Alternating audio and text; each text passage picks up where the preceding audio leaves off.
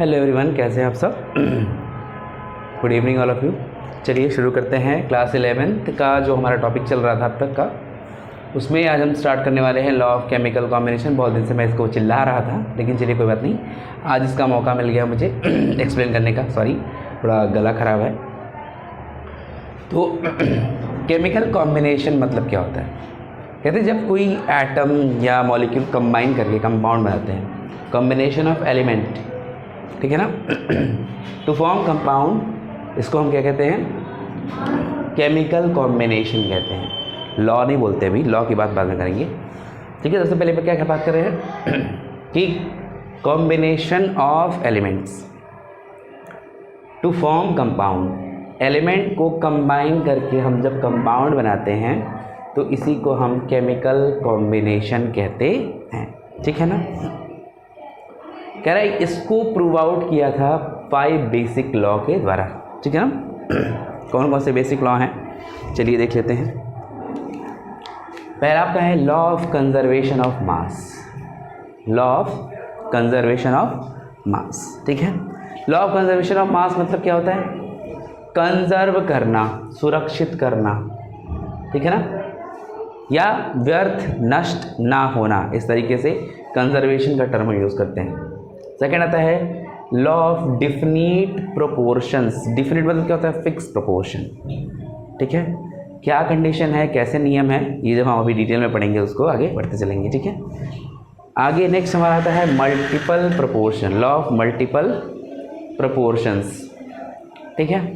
Multiple proportions means यहाँ पे proportionality जो होगी वो कई सारे फॉर्म में होगी, कई सारे रेशियो में, छोटे छोटे टुकड़ों में होती है।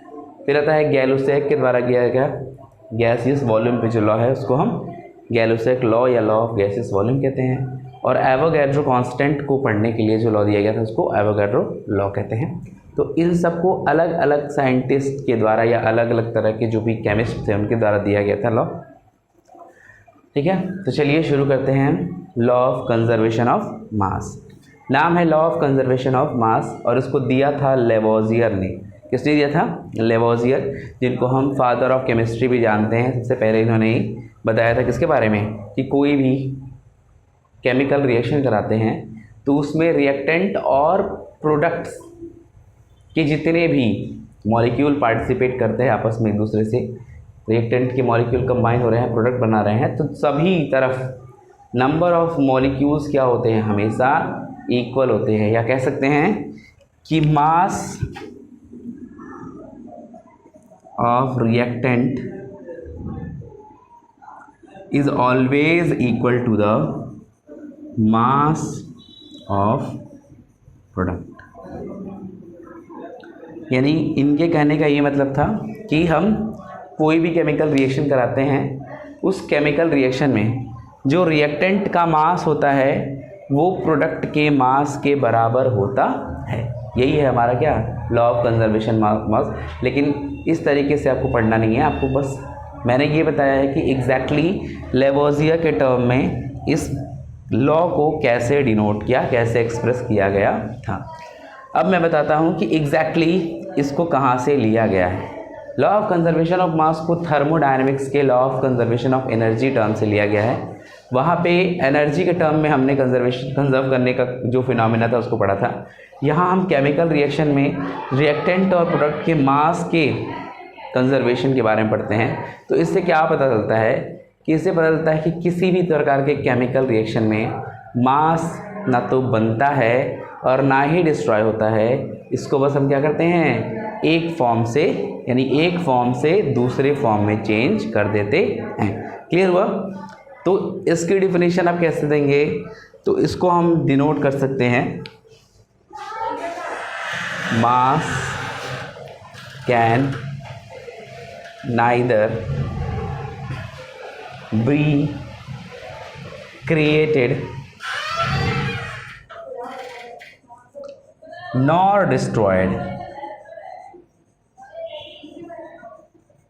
in a chemical reaction.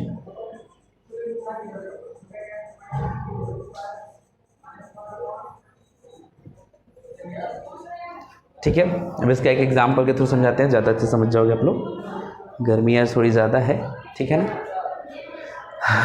और आई होप सबका रक्षाबंधन भी बहुत अच्छा बीता होगा। ठीक है, चलिए देखते हैं।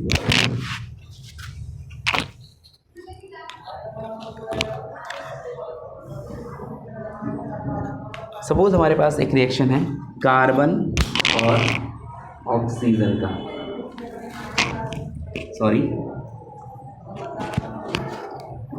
रिएक्शन किसका ले रहे हैं हम, कार्बन को हम बर्न कर रहे हैं, ठीक है, और हमें क्या मिल रहा है बर्निंग के बाद, कार्बन डाइऑक्साइड। कार्बन को हमने लिया और उसको बर्न किया और हमें क्या मिला, कार्बन डाइऑक्साइड। तो यहाँ पे कार्बन का कितना वॉल्यूम होगा या कितना मास होगा, तो 12 ग्राम हमने क्या लिया है, कार्बन लिया है, ठीक है, दिख रहा है। और यहाँ पे हमने 32 ग्राम ऑक्सीजन लिया हुआ है, ठीक है। और हमें रिजल्टेंट पे क्या मिल रहा है बच्चों, हमें रिजल्टेंट में मिल रहा है 44 ग्राम ऑफ कार्बन डाइऑक्साइड, ठीक है। तो हम इस फिनोमिना पे अगर जाते हैं कि mass of reactant is equal to mass of product पे, तो कैसे हम इसको क्लेरिफाई करेंगे। तो मास ऑफ प्रोडक्ट तो ऑलरेडी दे रखा है 44 ग्राम, दिख रहा है आपको इक्वेशन में। और मास ऑफ रिएक्टेंट कैसे निकालेंगे, तो हम इन दोनों को ऐड कर देंगे, 12 plus 32 gram is equal to 44 gram. दोनों बराबर होने चाहिए, तभी ये कंजर्वेशन ऑफ मास वाला लॉ फॉलो होगा। अगर दोनों इक्वल नहीं होंगे तो ये कंजर्वेशन वाला जो लॉ है ये फॉलो नहीं होगा किसी भी केमिकल रिएक्शन पे, ठीक है। इसीलिए हमें केमिकल इक्वेशन को बैलेंस करना पड़ता है, ठीक है। तो यहाँ पे देखो 44 ग्राम रिएक्टेंट साइड में कुल मिला के जो भी मॉलिक्यूल यूज़ किए जा रहे हैं उनका मास है और प्रोडक्ट का भी मास, दोनों क्या है इस इक्वेशन में इक्वल है। तो इस बेसिस पे हम कह सकते हैं कि this equation is follows the law of conservation of mass, जिसमें मास ना तो बन रही है और ना ही डिस्ट्रॉय हो रही है, बस ये एक फॉर्म से दूसरे फॉर्म में ट्रांसफ़र हो जा रही है।